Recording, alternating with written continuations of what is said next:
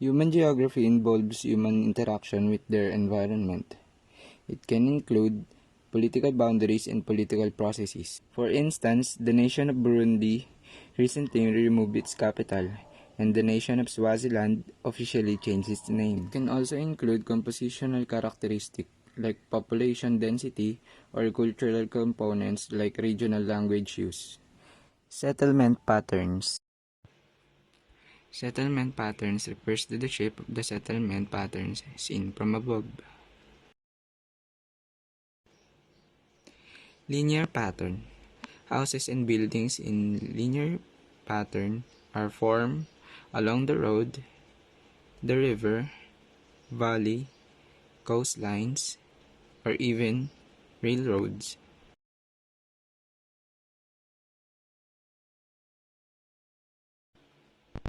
Another example is circular pattern. In circular pattern, the houses are built in a circular manner. There is always an area in the center that they can gather around, have rituals, but main reason of circular pattern is to protect all the houses and people of their village from an enemy tribe. Another type is dispersed settlement patterns. The houses are very far away from each other.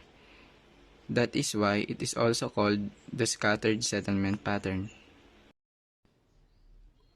And lastly, the nucleated settlement pattern. These patterned houses are built closely together, often around the central featured like church and school. It is also called clustered settlement.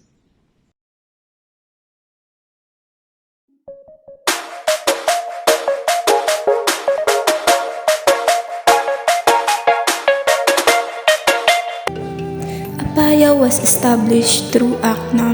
1642 on May 9, 1907 as a sub-province of Cagayan Province. Apayao is devoted to agricultural productions, particularly food and industrial crops such as palay, corn, coffee, root crops, and vegetables. Apayao are spirit fields, for they believe in spiritual powers of all sorts.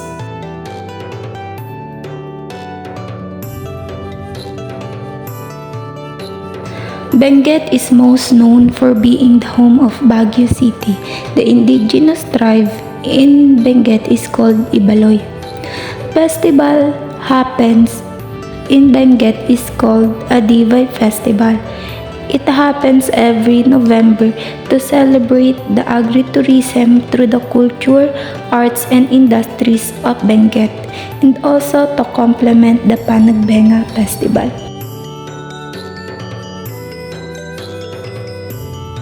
Ifugao culture revolves around rice, which is considered a prestige crop. The Ifugao people have an indigenous religion unique to their traditional cultures.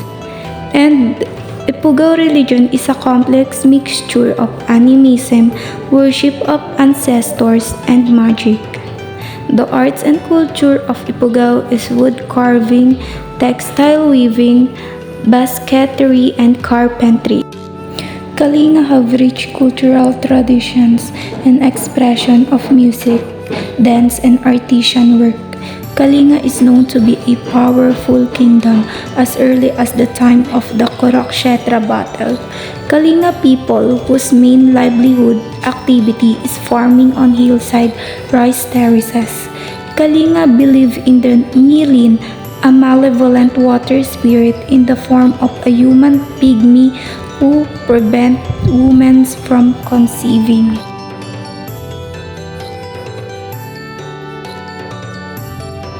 Bontoc live in around the town of Bontoc in Cordillera of Luzon. The capital of Bontoc is Mountain Province. Bontoc tribe owned engineering skills in building rice terraces. The main source of living of Bontoc is agriculture is the main livelihood of the community people. Pinikpikan is the main delicacy in Bontoc.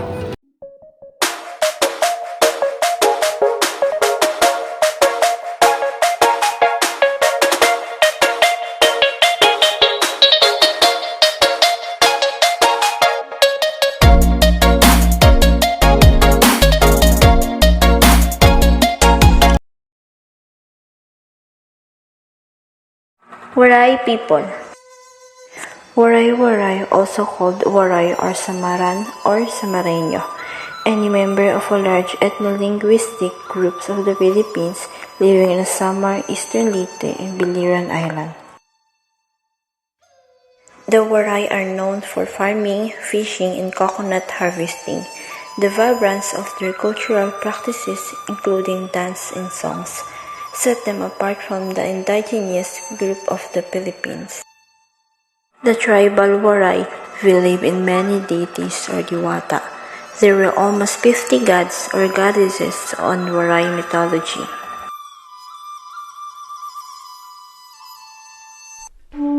Aklanon people. The Aklanon pronounce the name of their province as Akian, which derived from Akian, a place that boils and bubbles. Aklanon from the majority in the province of Aklan in Panay. Boracay. Boracay is a resort island in Aklan. It is known for its white sand beaches and considered one of the most permitted destinations in the country. Ati-Atian Festival. This is a celebration in honor of the infant Jesus, the town's patron. Ati-Atihan observed in honor of the child Jesus. Ati-Atihan is the most festival in Aklan. Although the majority of Aklanon population is now Christian, belief in the power of the Babaylan has not completely disappeared. In spite of their dwindling number, in pre-Christian times, the Babaylan played an important political, social, religious, and cultural role. Capiznon people. The Capiznon are Visayas ethnic group native to Capiz in the surrounding area of the Western Visayas region of the Philippines. Capiz is the birthplace of Manuel A. Roxas, the 5th President of the Republic of the Philippines. Capiz is a province in the Western Visayas region that is home to Roxas City, also known as the seafood capital of the Philippines. In 1942, the region was occupied by Japanese troops. In 1945, the region was liberated by the joint Filipino and American troops with Capiznon guerrillas. Capiz and Aklan were united under one province until April 25, 1956, when President Ramon Magsaysay signed into law Republic Act 1414, separating the two entities. Capiz also have marriage arrangement follow tradition, parental approval and arrangement, and a ceremony called pamalaye or pabalayon. Aswang are most commonly associated with the province of Capiz, which lies in the island of Panay at the Western Visayas region. So much so the Capiz has come to be dubbed as the creature's hometown. Cebuano people. They originated in the province of Cebu in the region of Central Visayas, but then later spread out to the other places in the Philippines such as Siquijor, Bohol, Negros Oriental, Southern Leyte, Western Samar, Masbate, and large part of the Mindanao. The Cebuano have their own version of woven basket, locally known as bakat, made of bamboo strip, the native craft input together by hand, forming lattice pattern.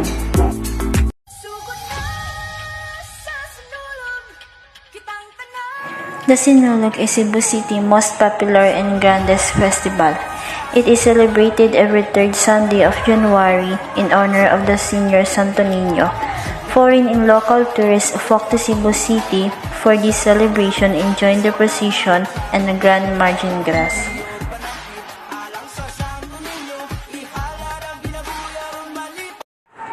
Boholano people. The Boholano people, also called Bulanon, refers to the people who live in the island province of Bohol.